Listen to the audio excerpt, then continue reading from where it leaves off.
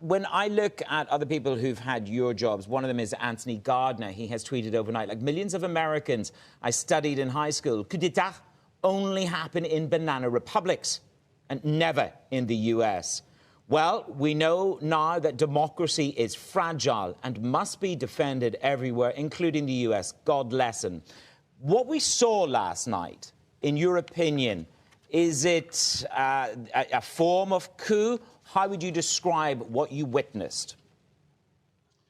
Well, you know, with Donald Trump, you never know what you're witnessing, because it was an effort by him to send a crowd to the Congress to block the certification of the vote of Joe Biden. No question about that.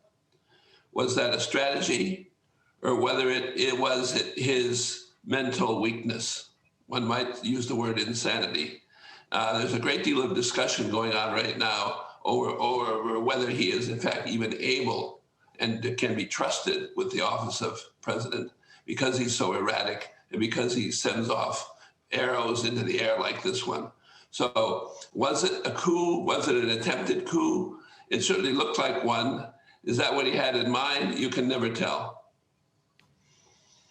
John, what kind of permanent damage has been done here? Well, I don't think there's too much permanent damage.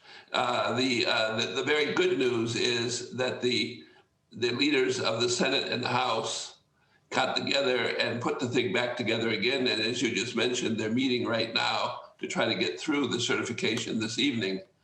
I think that the damage is that there is still going to be a large number of people in the United States, depends who you believe, how many they are, who somehow believe that the election was illegal or unfair or tainted somehow, and they don't accept it.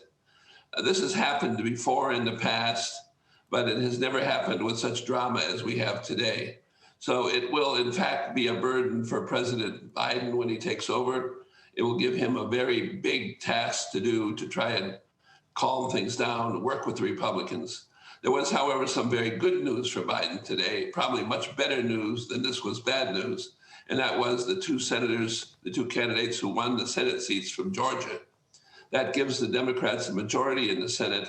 It means that Biden can put through his program a lot easier than he could if he didn't have a majority. So I'd say, adding it all up, this was a good day for Biden, even though this attempt by Trump to interfere was really pretty disastrous. John, there is a great deal of discussion at the moment, and I'd encourage everybody with their Bloomberg to go and have a look at the quick take. It's talking about the 25th Amendment, where a president can be removed from the helm of government temporarily or for good, willingly or not, when necessary under extraordinary circumstances. Is it a waste of time and political capital to go after something? Would it be folly to go after the 25th Amendment in the United States? Well, there's a good deal of debate about it right now. One of the problems with the 25th Amendment was to guard against enemies trying to remove a president. The people who remove the president under the 25th Amendment are his vice president and his cabinet. So first you would have to have Mr. Pence and the entire cabinet agreeing to remove him. That's probably an insurmountable barrier right there. Let's say that they did agree, however. There's only 2 weeks left in his term. He can do a lot of bad things in 2 weeks. And so I think the weight of opinion would be in favor of trying to go ahead with it if it were possible to do so. But this is my own view. I don't think you could ever get Pence and the cabinet to agree to do it. We're just getting a line crossing the Bloomberg, an update from the State Department. Mr. Pompeo saying that the U.S. is weighing immediate actions against officials in Hong Kong. It's been a very turbulent week in terms of arrests and in terms of the security law in Hong Kong. Ambassador, I want to leverage your experience abroad as well and sort of get a sense of how you think the events that we saw overnight are going to perhaps change the way other countries perceive the United States.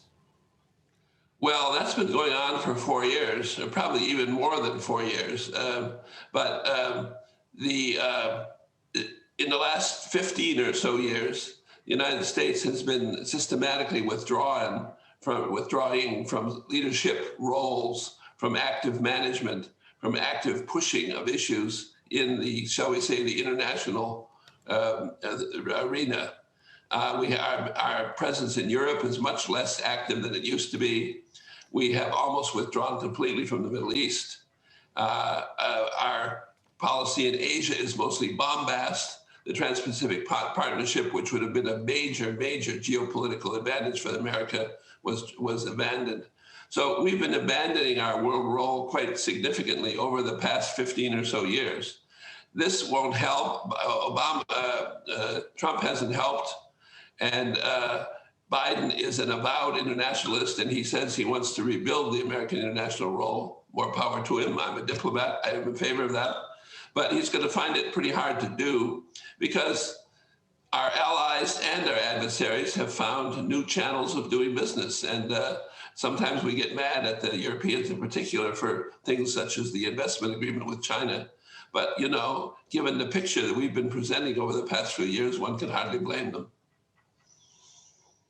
John, from where we're sitting here in Dubai in the UAE, we obviously, we're all beginning to live with the reconciliation with Israel, with Qatar, as it were, being brought back into the GCC fold. How do you see Biden's first steps towards Iran? How do you think America views Biden pushing for a rapprochement with Iran? Well, that's a tricky issue. I mean, he said that he wants to try and go back into the nuclear agreement, which is fine, as long as Iran wants to do it. I'm not sure of that.